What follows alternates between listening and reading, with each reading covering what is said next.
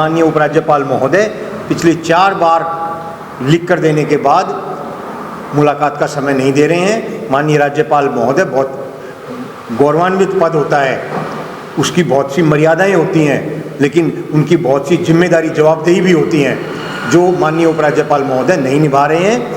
ये इस अंडमान निकोबार के वासियों के हक अधिकारों पर कुठाराघात है। नियमित मिलना चाहिए। बहुत से मैं अभी तक अनेकों राज्यपालों से, अनेकों पदाधिकारियों से भारत सरकार के से मिल चुका हूँ, लेकिन माननीय राज्यपाल 4 बार लिख के देने के बाद मुलाकात का समय नहीं दे रहे हैं। किस लिए यहाँ पे नियुक्त हैं? वो जनता की सेवा करने के लिए नियुक्त हैं। और अगली बार जब अगर समय नहीं दिया गया तो यहाँ पे कोई दूसरा ही रूप लेना पड़ेगा, दूसरी तरह के आंदोलन करने पड़ेंगे।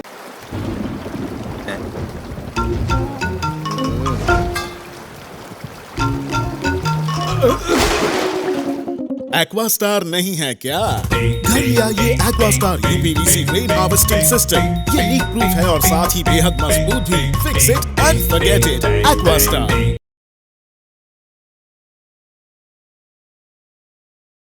यहाँ पर जो प्रेस कॉन्फ्रेंस करने का उद्देश्य है वो है सेलुलर जेल में 300 रुपये का जो लाइट एंड साउंड शो का जो किराया लगता है, उनके विषय में यहाँ बताने का है।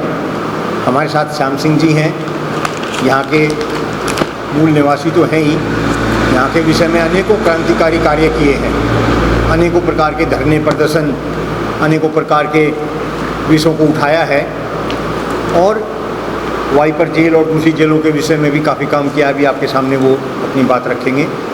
आप आरपी यादव जी हैं, यहाँ पे अनेकों संस्थाओं से जुड़े हुए हैं, सामाजिक कार्य में रुचि लेते हैं और यहाँ पर जो मेरा सारी जो जानकारी व्यवस्थाएं जो की गई हैं वो यादव जी के द्वारा ही की गई हैं और जो प्रेस का जो जितना भी कार्य है वो श्याम सिंह जी के द्वारा ये जानकारी देके ये दी गई है, इनके द्वारा ही सारे मीडिया वालों को। और यहाँ के बारे में भी बहुत सी जानकारी दी गई है, वाइपर जेल के बारे में, यहाँ के इतिहास के बारे में। पिछले 2-3 साल, 3-4 साल से लंबी बातचीत इनसे हो रही हैं और यहाँ की जो स्थिति परिस्थिति है वो देश में हर एक जगह स्थिति परिस्थिति खराब है, लेकिन यहाँ की स्थिति परिस्थिति भी ज़्यादा अच्छी नहीं कही जा सकती। और अनेकों ऐसे विषय हैं जिन पे यहाँ पर अनियमितताएँ हो रही हैं, कोई सुनने वाला नहीं है, कोई अनेकों प्रकार की परेशानियाँ हैं। लेकिन हम इसमें जो मुख्य बात आज करना चाहते हैं वो करना चाहते हैं सेलुलर जेल के ऊपर।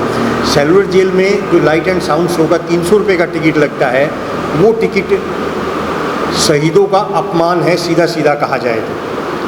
शहीदों की कुर्बानी को भी बेचा नहीं जा सकता। शहीदों की जो कुर्बानी होती है वो फ्री में सुनाई जाती है। आप जाइए किसी गुरुद्वारे में, अनेकों संस्थान, अनेकों जो हमारे धार्मिक संस्थान हैं, किसी में कुर्बानी को नहीं बेचा जा सकता, लेकिन यहाँ कुर्बानी को बेचा जा रहा था। पहले ही 10-5 रुपये का टिकट होता था, फिर ये बढ़ता 30 रुपये का हुआ, फिर 50 रुपये का हुआ और अब एकदम 300 रुपये का कर दिया गया है। कई अनियमितताएँ हैं जो कुछ साथी यहाँ पे बता रहे थे, शायद अभी हो सकता है आ जाए, नहीं तो मैं रखना चाहूँगा कि जो 300 रुपये का टिकट है, मैं इस पर 2021 से पत्राचार कर रहा हूँ। मुझे पहले 2-3 पत्रों का जवाब नहीं दिया गया। 22 में कहा गया कि हम इस पर पुनः विचार करेंगे। मेरे पास वो पत्र मौजूद हैं जो हम दिखाना चाहते हैं कि पुनः विचार करेंगे। फिर 23 में कहा कि हमने इसमें 5 करोड़ रुपए खर्च किया है। 22 में ही कहा 5 करोड़ रुपए खर्च किया है, हम इसको कम नहीं कर सकते हैं। लेकिन कुछ ऐसी जानकारी भी मिली है जिनमें ये 5 करोड़ रुपए तो भारत सरकार ने खर्च किए हैं, लेकिन ये प्राइवेट कंपनी के द्वारा संचालित किया जा रहा है। अभी क्या सच्चाई है इसकी जांच का विषय है। हम प्रयास कर रहे हैं वो निकालें, आप भी निकालें या श्याम सिंह जी निकालें कि जब प्राइवेट कंपनी को दिया गया है और 4-3 साल हो गए हैं तो 5 करोड़ रुपए सरकार ने खर्च किए थे, तो प्राइवेट कंपनी 300 रुपये किस लिए ले रही है? ये कितनी सच्चाई है इसकी हम कोई गारंटी नहीं ले सकते, लेकिन ऐसा कहा जा रहा है। दूसरा विषय इसमें श्याम सिंह जी बताएंगे कि क्या 300 रुपये का टिकट लेना शहीदों की कुर्बानी सुनाने के लिए सही है या गलत।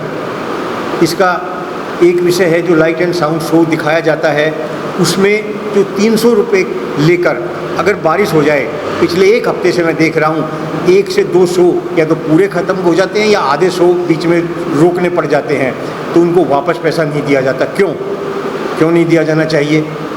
ऐसे ही इसके ऊपर मैं चौथी बार यहाँ पे आया हूँ, शायद हाँ चौथी बार यहाँ पे आया हूँ।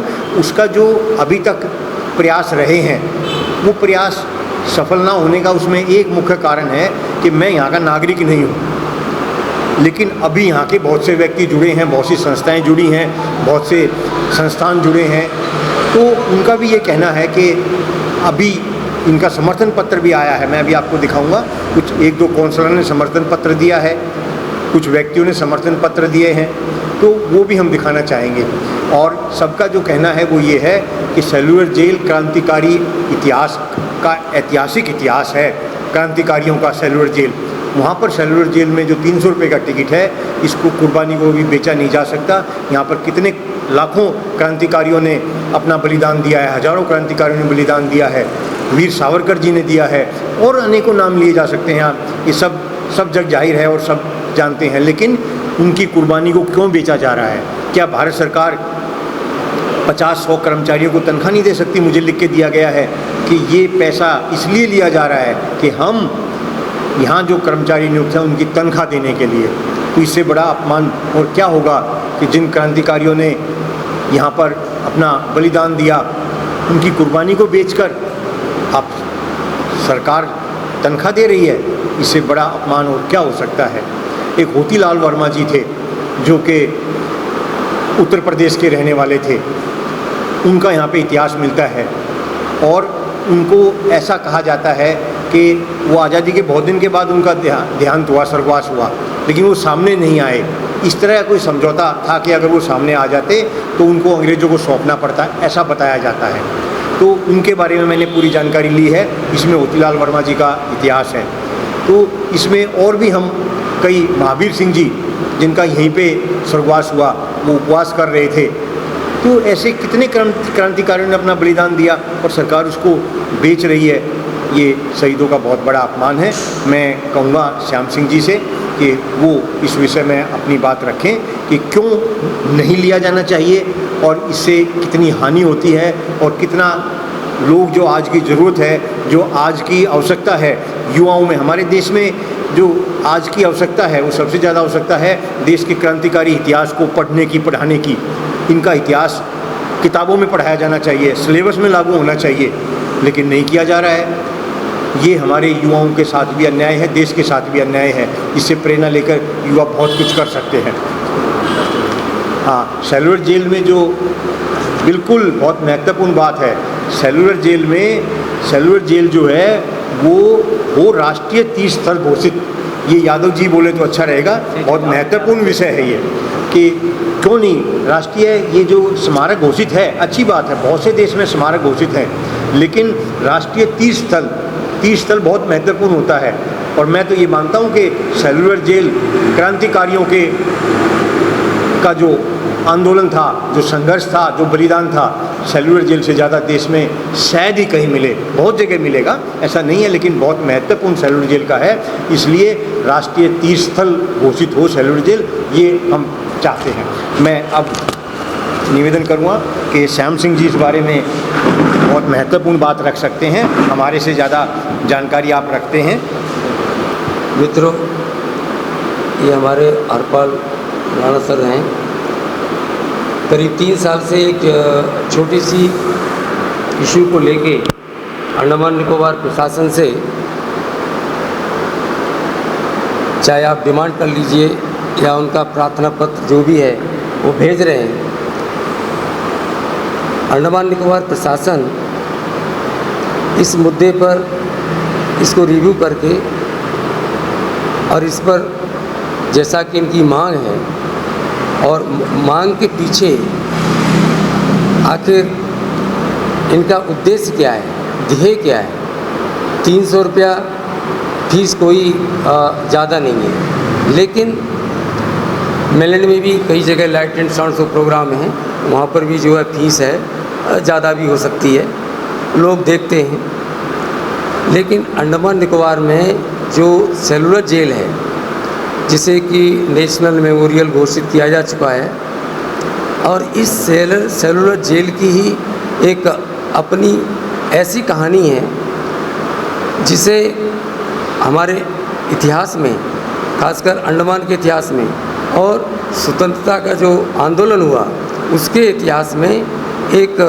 ऐसा दर्जा, ऐसा प्लेस देने की आवश्यकता है जो दूसरे की तुलना में नहीं हो सकता।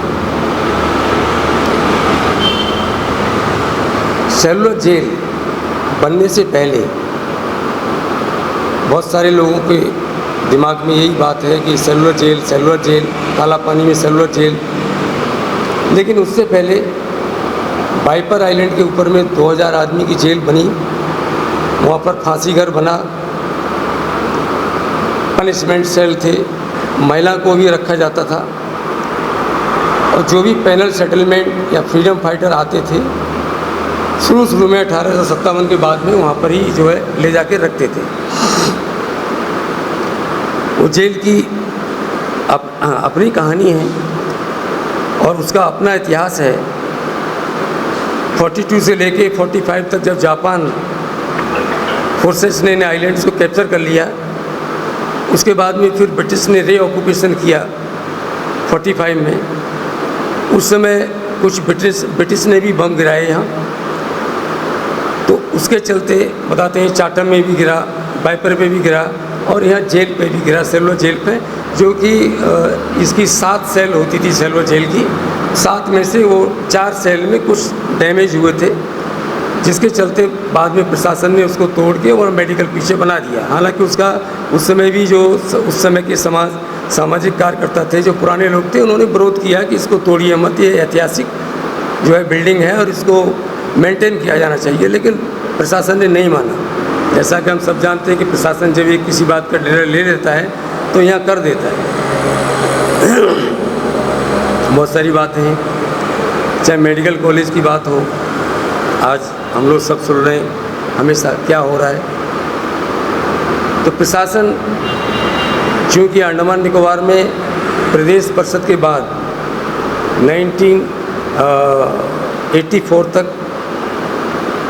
84 से 94 तक जो 10 साल रहा प्रदेश परिषद, 2 टर्म था, तो उसमें जो पार्षद बनते थे उनका पास में ये सारे विभाग रहते थे, जितने भी गवर्नमेंट के डिपार्टमेंट के डिप्टी सेक्रेटरी की इनको पावर थी और कोई भी ब्यूरोक्रेट्स बगैर उसकी फाइल में अप्रूवल के मेल नहीं जा सकता। एलजी का कोई पावर था नहीं जब तक कि वो कंसर्न काउंसिलर कोई साइन नहीं करेगा। तो एक बक्कन साहब आए, उन्होंने देखा कि मैं तो कुछ कर ही नहीं सकता और इसको इन्होंने एक उसमें मैं 3 टायर सिस्टम पंचायत का दे रहा हूँ, जिला परिषद होगा, जिला अध्यक्ष होगा, पंचायत समिति होगा, ये सब उन्होंने बता के और उसको जो है डिजॉल्व कर दिया। और इसके बाद उन्होंने ये आश्वासन दिया है, इसको डिजॉल्व करने के बाद में जब हम नेक्स्ट लाएंगे तो एक बड़ा लाएंगे, तो मिनी असेंबली हो सकती है। मेरा कहने का मतलब ये है कि जब पब्लिक रिप्रेजेंटेटिव प्रशासन किसी भी निर्णय में उनको शामिल नहीं करता, यहाँ के लोगों को शामिल नहीं करता, यहाँ का मीडिया की बात नहीं सुनता, तो ऐसे ही काम होते हैं। जहाँ तक ये शुल्क का सवाल है, आज का जो मेन मुद्दा है, तो जैसा कि इन्होंने करीब 3 साल से आ रहे हैं और शुरू में मैंने देखा कि कुछ परिवार जो मध्यम वर्ग के हैं, अब मान लो किसी के बच्चों के साथ में 6 का फैमिली मेम्बर आ गए, तो अगर 300 रुपया लगना है तो उनको 1800 लग जाएंगे। इस तरह से ये जो पैसा देने के लिए लोगों को थोड़ा सा भारी भी पड़ता है, ऐसी बात नहीं है। प्रशासन ने इसको एकाएक बढ़ा दिया। इसका कारण उन्होंने ये लिया कि इससे पहले जो लाइट एंड साउंड शो था उसमें ओमपुरी की आवाज़ थी, घटनाओं का जिक्र था, विभिन्न प्रांतों से आए क्रांतिकारियों का जिक्र था और उसका थोड़ा सा स्वरूप था, वो थोड़ा सा बृहद था, सभी प्रांत को लेके उसमें था, चाहे वो वेस्ट बंगाल हो, पंजाब हो या कुछ अन्य प्रांत हो जहाँ से हमारे स्वतंत्रता सेनानी आए। अभी का जो लाइट एंड साउंड शो है उसमें कुछ जैसा भी सुनने को मिल रहा है कि हमारा वीर सावरकर को ज़्यादा स्थान दिया गया है, बाकी हमारा वेस्ट बंगाल या पंजाब या दूसरा जगह से जो है नहीं, ये भी ऐसा भी लोग कहते हैं। तो ये जो इन्होंने शुल्क बढ़ा दिया, इस शुल्क के लिए इन्होंने जब देखा कि नहीं, ये कुछ लोगों को ये होता है, तो खासकर हमारे जो डोमेस्टिक टूरिस्ट हैं या फॉरेनर से जो है ज़्यादा ले सकते हैं, अगर जो हमारे डोमेस्टिक आते हैं, मेनलैंड से आते हैं, उनसे कुछ कम कर सकते हैं, तो इसको रिव्यू कर सकते हैं। इसमें ऐसी कोई बड़ी अड़चन नहीं है, या प्रशासन को ऐसी कोई मुश्किल नहीं होनी चाहिए कि इसको रिव्यू करके, जब एक समाज सेवी और एक ऐसे समाज सेवी हैं हरपाल जी कि इन्होंने बहुत सारे स्वतंत्रता सेनानी जो कि सरकार को मालूम था लेकिन कभी उनका जन्मदिन नहीं मनाना या उनको कभी उनके पुण्यतिथि पर श्रद्धांजलि नहीं देना, ऐसा जो है बहुत जगह ये नहीं हो रहा था। तो इन्होंने उन ऐसे जो खोए हुए लोग थे स्वतंत्रता सेनानी, उनको जो है खोज के और वहाँ पर एक ऐसी व्यवस्था बना दी कि जो है हमारा इंडिपेंडेंस डे हो या हमारी ये 26 जनवरी हो, तो उस समय कम से कम उनको श्रद्धांजलि दी जा सके, उनको याद किया जा सके। इससे क्या होता है कि जो है हमारे समाज में नई जनरेशन है उसको एक प्रेरणा मिलती है। ये इनका उद्देश्य है और इसी उद्देश्य के एक ही उद्देश्य के ऊपर ये पूरा भारत में काम कर रहे हैं और इन्होंने इनका काफ़ी अचीवमेंट भी इनका काफ़ी है, जैसा कि इनकी बातों से और इनके साथ में जो जब हमने डिस्कशन किया तो ऐसा लगा कि इन्होंने काफ़ी इसके ऊपर काम किया है। तो 300 रुपये का शुल्क है, हमारा यही कहना है कि ये प्रशासन इसको रिव्यू कर ले और जो आइलैंड्स हैं, जो आइलैंडर हैं, उनके लिए इसको एक कम रेट करके फिक्स कर दें। उसके बाद हमारे जो डोमेस्टिक टूरिस्ट हैं जो मेनलैंड इंडिया से आते हैं उनके लिए थोड़ा बढ़ा के रख दें और थोड़ा सबसे ज़्यादा अगर करना है तो फॉरेनर से रख दें, फॉरेनर से पास रख दें। अब जो इन्होंने लाइट एंड साउंड शो बनाया है और जो पुराना वाला को इन्होंने बंद करके रख दिया, वो तो काफ़ी सालों से चल रहा था, अगर उसको भी वो चाहें तो जेल में उसको भी चालू कर सकते हैं। वो बताते हैं कि इससे जो है ज़्यादा अच्छा था और ज़्यादा उसमें इन्फॉर्मेशन थी इतिहास के बारे में, यातनाओं के बारे में और यहाँ पर जो भी घटनाएं घटी स्वतंत्रता सेनानी के साथ उसके बारे में कुछ ज़्यादा डिटेल में एलोबरेट इन्फॉर्मेशन थी उसमें। साथ ही साथ प्रशासन चूँकि अभी PRI की बात सुनता नहीं, मीडिया की बात सुनता नहीं और कोई समाज सेवी हो उसकी प्रशासन बात सुनता नहीं। अब चूँकि ये हमारा स्वतंत्रता सेनानी से जुड़ा हुआ एक इसमें प्रोग्राम है, प्रशासन ने कभी नहीं ये सोचा कि इसको जैसे हम किसी देशभक्त रिलेटेड फिल्म होती है तो स्कूल के बच्चों को फ्री करके दिखाते हैं, प्रशासन ने कभी नहीं सोचा कि अंडमान निकोबार के एक स्कूल को उनको टाइम दे दें कि आप जैसे सैटरडे को या जब भी आपका छुट्टी रहता है प्रोग्राम बना के इस प्रोग्राम को बच्चों को दिखाएं, ताकि बच्चों को भी मालूम पड़े कि हमारे फ्रीडम फाइटर्स ने किस तरह की यातनाएं झेली। तो ये नई जनरेशन में एक अवेयरनेस आएगा, लेकिन हम चाहते हैं कि प्रशासन इसके ऊपर भी सोचे कि यहाँ के बच्चों को भी इसको फ्री में दिखाए। साथ ही साथ आइलैंडर्स को फ्री कर दें, जिन लोगों को देखना है वो जा सकते हैं, उनका जो आइलैंडर के लिए फ्री है उसके लिए एक अलग टाइमिंग दे सकते हैं।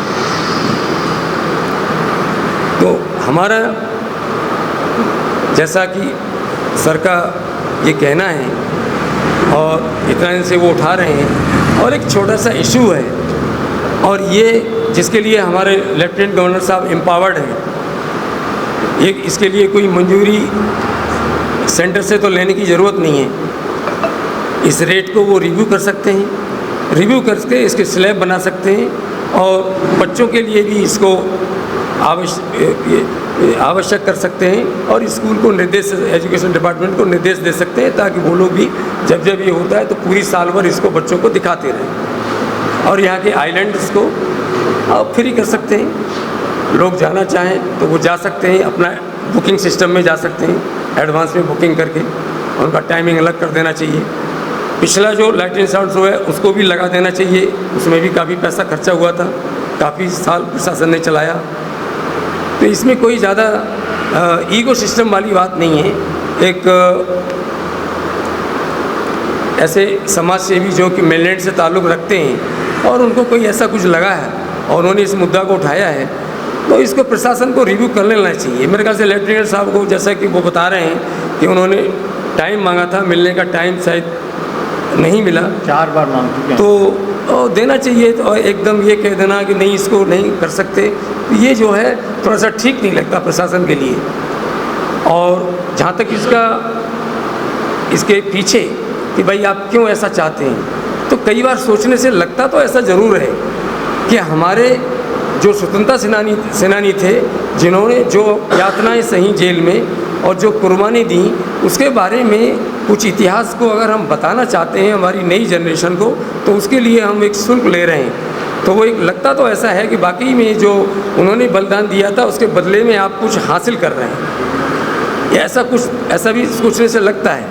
अगर हम ऐसे ही सोचें और ऐसे ही सब आदमी सोच ले कि भाई ठीक है, अभी जैसा बहुत लोगों से बात करते हैं वो उसका एक फट से जवाब देते हैं, अरे 300 रुपये क्या है, लेने दीजिए, क्या होता है। सवाल वो नहीं है, सवाल 300 रुपये के नहीं है, सवाल जो है लोग जो है 3000 रुपये दे के भी दे सकते हैं, वो एक अलग बात है। लेकिन जो एक कुर्बानी वाला एस्पेक्ट है और जिसके बदले में शुल्क है, हाँ शुल्क होना चाहिए, भीड़ को नियंत्रित करने के लिए वो एक रेगुलेटरी फीस होनी चाहिए और इसको रिव्यू करना चाहिए। यही हमारा प्रशासन से दरखास्त है, इसमें कोई हर्जा नहीं है। धन्यवाद। इसमें मैं 2 चीज़ें कहना चाहूँगा। एक तो हमने ये हस्ताक्षर अभियान भी चलाया है, वहाँ पर भी चलाया है जाके, और हम अलग अलग व्यक्ति, बहुत सी संस्थाएं, यहाँ पे लगभग 15 संस्थाएं ऐसी हैं जो हमें समर्थन कर रही हैं। कुछ पत्र उन्होंने अभी दिए भी हैं, हम आपको भेजेंगे। और कुछ संस्थाएं के पदाधिकारियों ने आश्वासन दिया है कि हम यहाँ उपराज्यपाल को भी देंगे और देश के प्रधानमंत्री को भी ऐसे पत्र देंगे। और जो ये हस्ताक्षर अभियान चलाया है, ये भी अगले 1 महीने में हम कोशिश करेंगे कि 5-7 हज़ार लोगों के हस्ताक्षर करवाएं, यहाँ के व्यक्तियों के, और फिर वो दिया जाए। एक हम ऑनलाइन हस्ताक्षर अभियान भी चला रहे हैं, जो कि ऑनलाइन व्हाट्सएप पे लोगों के पास भेजते हैं और उनको भी हम उसमें वो ऑनलाइन हस्ताक्षर भी कर सकते हैं। तो हम ये कोशिश करेंगे कि 5000 व्यक्तियों के हस्ताक्षर 1 महीने में हम कराएं, क्योंकि यहाँ के लोगों में जागरूकता की कमी है। वो जितना रुचि उनको लेनी चाहिए वो नहीं लेते हैं। और हस्ताक्षर करने में भी हम पूरे दिन अगर वहाँ खड़े रहे तो 50 आदमियों के हस्ताक्षर भी नहीं करा पाए थे हम, अभी पीछे की बात है। तो वो कहते हैं क्यों करने हम हस्ताक्षर, हमें क्या जरूरत है हस्ताक्षर की। तो वो शायद 5000 मैंने ज़्यादा ना कह दिए हों, लेकिन 1 महीने में कोशिश करेंगे हम जितना भी करा पाए, ऑनलाइन भी और ऐसे भी। तो ये जो पढ़ाने की बात थी ना कि जो, हाँ, तो 10-15 संस्थानों ने हमें, बहुत महत्वपूर्ण संस्था ने समर्थन पत्र दिए हैं, हम आपको अभी भेजेंगे। तो सबों का मेरा प्यार भरा नमस्कार। आप लोग सब इधर आए और हमारे हरपाल सिंह राणा जी इतने अच्छे मुहिम के साथ हमारे अंडमान निकोबार आइलैंड और हमारे आज श्री विजयपुरम नाम से जो पोर्ट ब्लेयर जाना जाता है, यहीं पर स्थित सेलुलर जेल, जिसमें वहाँ का एंट्री फ़ीस 30 रुपये और लाइट एंड साउंड का जो फ़ीस है 300 रुपये, जो कि बहुत ज़्यादा है। इसके बारे में विचार सोच इन्होंने 4 साल पहले से ये मुहिम छेड़ रखी थी। मैं हाल ही में कुछ महीनों से इनसे मिली हूँ, जुड़ी हूँ, और मुझे भी ऐसा महसूस हुआ कि सच में ये जो 300 रुपये बहुत भारी शुल्क है।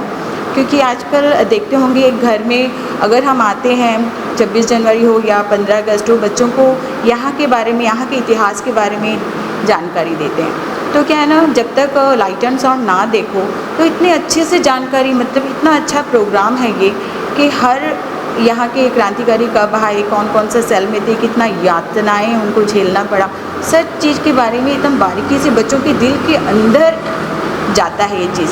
तो बच्चों को क्या है ना कि इसके बारे में सीख मिलता है, हमारी आज़ादी ऐसी नहीं मिली। तो सारे बच्चों को, सारे परिवार के सारे बच्चों, सारे स्टूडेंट को ये प्रोग्राम देखनी चाहिए।